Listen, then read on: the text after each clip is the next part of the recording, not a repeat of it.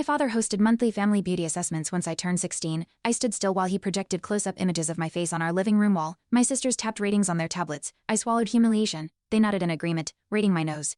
Jawline, symmetry, Astrid earned 10. I earned shame. The laser pointer flicked across my cheeks, too wide, too plain. Trust was a luxury I'd outgrown. Dr. Leonard Griffin's legacy wasn't love, it was judgment, and I was his constant disappointment. Astrid sat beside him.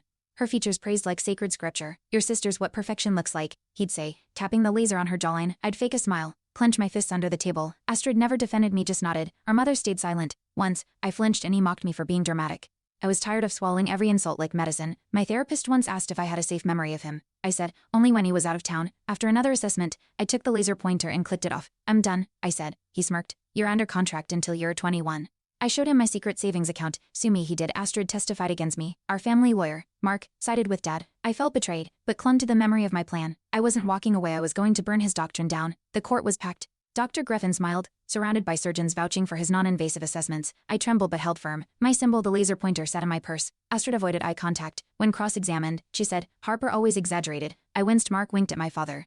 I'd prepared for betrayal, but not from every direction. I stood anyway, ready to flip their game into public spectacle. I pulled up emails, audio files, proof of his manipulative standards. These assessments, I said, aren't cosmetic, they're psychological warfare. The judge raised an eyebrow. Astrid scoffed. I held up the laser pointer. This trained me to hate myself. The room shifted. Our neighbor Emma whispered, she's not lying. Dad laughed, dismissing me. I wasn't deterred. The courtroom had become my stage. Their approval was no longer my goal.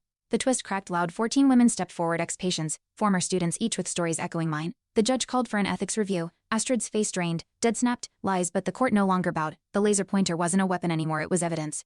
I passed it to the bailiff. Emma hugged me outside the courtroom. You changed everything. For once, I believed her. Silence felt like power. I moved into a tiny studio with no mirrors. Therapy drained my savings, but it helped. The laser pointer stayed locked away. Astrid never apologized. Mom sent a silent birthday card. I stared at it for an hour before tossing it. Healing wasn't pretty. I could breathe again. No ratings, no scales, just me. Dr. Griffin lost his license within months. Medical board cited emotional misconduct.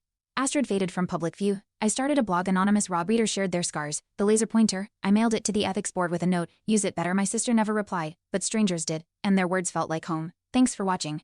Hit subscribe to check out more stories on my channel.